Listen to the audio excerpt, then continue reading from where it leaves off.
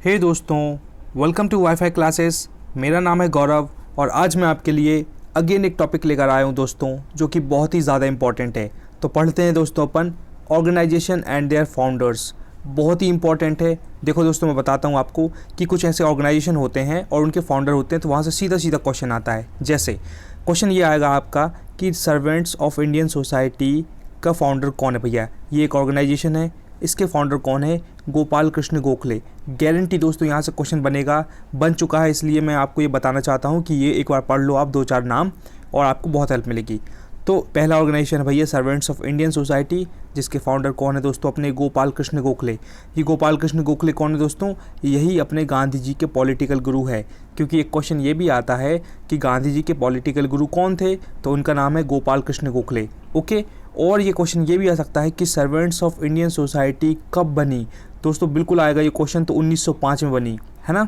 1905 में, ऐसे याद रखना कि 1905 में ही लॉर्ड कर्जन के शासनकाल में बंगाल का विभाजन हो गया था। उसी टाइम पे सर्वेंट्स ऑफ इंडियन सोसाइटी बनी है। इस तरीके से आप बिल्कुल लिंक कर लेना भाई, ठीक है। ऐसा याद रखना, क्योंकि ऐसा याद रखना कि जब लॉर्ड कर्जन के टाइम पे जब बंगाल का विभाजन हुआ था तो लोग बिल्कुल भिखारी बन गए थे, सर्वेंट बन गए थे। इस तरीके से इसको भी याद रख लेना कि ये भी 1905 में सर्वेंट्स ऑफ इंडियन सोसाइटी की स्थापना हुई थी। इतना बार बार इसलिए बता रहा हूँ क्योंकि क्वेश्चन बनेगा और आपका नंबर पक्का बढ़ जाएगा, तो ज़रूर पढ़ लेना इसको।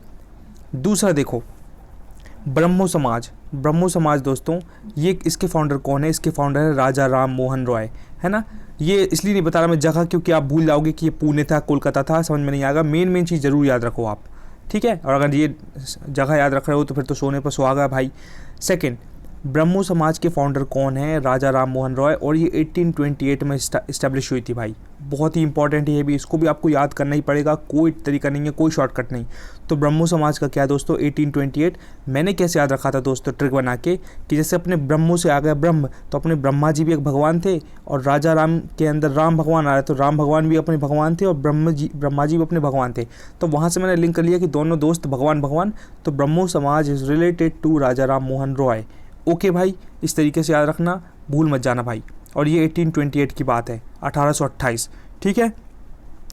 और फिर क्या भाई, ये देखो आगे क्या है? Servants of people society. ये देखो, एक ऊपर वाला क्या था? ये ऊपर वाला है servants of India society. Question मत भूलना, बिल्कुल अच्छे से पढ़ना। ये है सर्वेंट्स ऑफ इंडिया सोसाइटी, जो कि गोपाल कृष्ण गोखले ने बनाई थी। लेकिन जो आने वाला जो है, ये है सर्वेंट्स ऑफ पीपल सोसाइटी। ये भी ध्यान रखिएगा, ये इन्होंने किसने इस्टेब्लिश किया था? ये करा था लाला लाजपत राय ने। बहुत इंपॉर्टेंट है दोस्तों ये। लाला लाजपत राय ने स्टार्ट करा था, कब किया था? 1921 में किया था। ये सन आपको एकदम से याद नहीं होंगे, दो तीन बार रिपीटेशन करके, रिवीजन करके आपको याद करना पड़ेगा, है ना भाई। तो ज़रूर कर लेना, क्वेश्चन बन सकता है। तो क्वेश्चन ये आएगा कि सर्वेंट्स ऑफ पीपल सोसाइटी का फाउंडर कौन है? तो लाला लाजपत राय। तो मैंने कैसे याद रखा था भैया? मैंने मतलब ट्रिक बनाता हूँ मैं तो हर चीज़ की। तो मैंने क्या किया था कि जो लाला लाजपत राय थे दोस्तों, ये 1927 के टाइम पे क्या हुआ था, जब वो साइमन कमीशन आया था ना, तो ये लाला लाजपत राय लीड कर रहे थे उस टाइम पे वहाँ। और इन्होंने, ये और इनके साथ जो जनता थी, बोल रही थी Simon go back, Simon go back. क्यों? क्योंकि साइमन कमीशन में एक भी भारतीय को नहीं लिया गया था, 7 के 7 लोग साइमन कमीशन की तरफ से ब्रिटिश लोग थे। तो इस बात का बुरा लगा था इनको, लाला लाजपत राय को। तो ये प्रोटेस्ट कर रहे थे खतरनाक लेवल पे। तो प्रोटेस्ट कर रहे थे तो भैया पुलिस का लाठीचार्ज हो गया और इनके सर पर पड़ गया डंडा। तो ये भाई निपट गए, है ना, मृत्यु हो गई ना। तो बहुत इंपॉर्टेंट बंदे थे अपने देश के लिए ये। तो पूरा देश अनहैप्पी हो गया था। तो मैंने यही ट्रिक बनाई थी कि सारे के सारे पीपल, जितने भी पीपल थे अपने एरिया के, पूरी सोसाइटी के, सब लोग दुखी हो गए थे, है ना। इवन जो सर्वेंट्स, गरीब लोग, नौकर, वो तक दुखी हो गए थे। तो मैंने ट्रिक बनाई थी, मुझको याद रहा, आपको भी हेल्प मिलेगी, कि सारे के सारे पीपल सोसाइटी के दुखी हो गए थे जब लाला लाजपत राय की मृत्यु हो गई थी। तो इस तरीके से मैंने लिंक कर ली कि भाई लाला लाजपत राय किस चीज़ के फाउंडर थे? Servants of people society. Okay, 1921 आपको याद रखना पड़ेगा, कोई तरीका नहीं है, कोई शॉर्टकट नहीं है। बिलीव करो, हार्डवर्क करो, ईमानदारी से पढ़ो, ज़रूर इंप्रूवमेंट होगा। सेकेंड लास्ट देखो और ख़त्म करते हैं।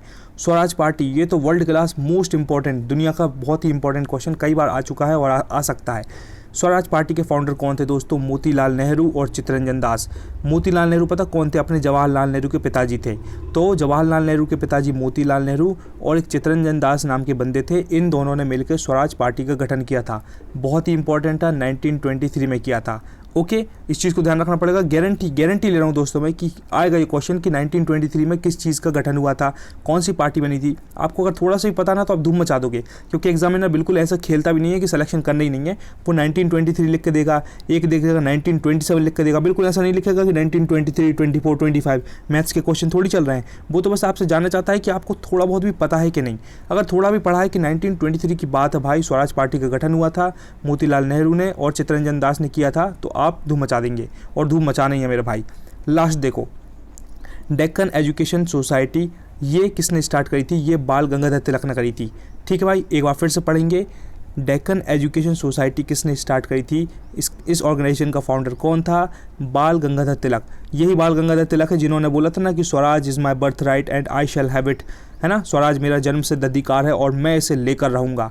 यही वो बंदे हैं, इन्होंने, इनका ये स्लोगन था। ये भी क्वेश्चन आता है कि किसने ये वाला डायलॉग या स्लोगन बोला था। तो अभी के लिए इतना याद रखिए कि डेक्कन एजुकेशन सोसाइटी के फाउंडर है बाल गंगाधर तिलक, और ये 1884 की बात है भाई, है ना, 1884 की। इसको याद कैसे रखा आपने? मैंने ऐसे ट्रिक बनाई थी दोस्तों की, जो बच्चे एजुकेशन लेते ना बचपन में, जैसे हम पढ़ाई लिखाई करते थे ना, तो क्या करते थे हम, देखा आगे करके तिलक लगा के जाते थे। ऐसा लगता था यार बड़ी पूजा पाठ करने वाला बच्चा, बड़ी पढ़ाई वढ़ाई करता है, तो ऐसे सर्व मम्मी तिलक लगवा के बढ़िया निकल जाते थे स्कूल में।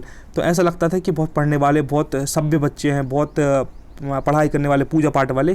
तो इस तरीके से मैंने लिंक किया था, मुझको तो हेल्प मिली, तो आपको भी मिलेगी कि एजुकेशन की बात आएगी तो आदमी एजुकेटेड दिखने के लिए क्या करता है, ऐसे पंडित लोग लगा देना तिलक में लग के, हाँ भैया हम पढ़े लिखे लोग हैं, हमको नॉलेज है दुनिया भर के शास्त्रों का। तो वो एजुकेशन शो करने के लिए, एजुकेटेड दिखने के लिए दंत तूफान करते हैं, तिलक लगाते हैं। तो इस तरीके से मैंने लिंक किया, मुझको याद होगा कि बाल गंगाधर तिलक।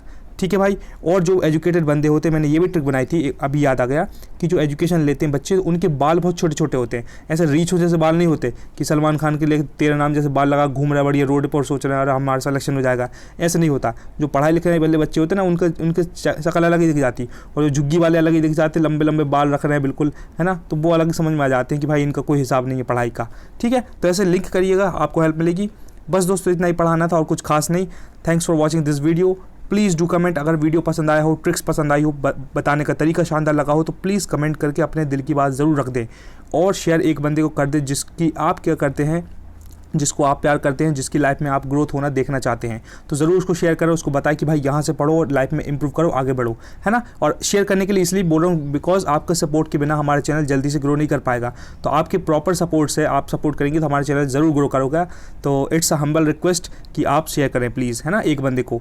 और अगर पसंद सच में आया हो तो सब्सक्राइब कर लें, और शानदार वीडियोस चाहिए with the help of tricks और ऑसम एक्सप्लेनेशन के साथ, तो सब्सक्राइब करना is must, otherwise you will miss a lot. बहुत सारी चीज़ मिस कर जाओगे अगर आपने सब्सक्राइब नहीं किया, तो गलती हो जाएगी मेरे भाई, क्योंकि 350 से ज़्यादा वीडियो अपलोड हो चुके with the help of tricks. तो आप एक बार जाकर देख लेना, जीवन का हो जाएगा उद्धार, और आप कहेंगे क्या बात है भाई, क्या वीडियो बनाते हो आप लोग, और आप और आपकी सिस्टर, क्योंकि मेरी बहना भी बहुत शानदार पढ़ाया, उसने भी जाके देख लेना भाई, बिल्कुल सुरीली आवाज़ में, दिल खुश हो जाएगा, और मतलब 3 दिन तक भूलोगे नहीं, मतलब स्टार्टिंग में रटी रहेगी सारी चीज़ें। ठीक है, और आपकी हेल्प करने के लिए डिस्क्रिप्शन चेक कर लेना भाई, क्योंकि मैं शानदार with the help of tricks video डाल दूंगा, तो ज़रूर देखिएगा। और लास्ट बात ये है, revision is the key, never under estimate the power of revision. Bar bar revise करिए, 5 से 6 घंटे हर दिन पढ़िए और धूम मचा दीजिए। चलो, thank you so much, never ever give up, be consistent towards your goal and be proud of who you are.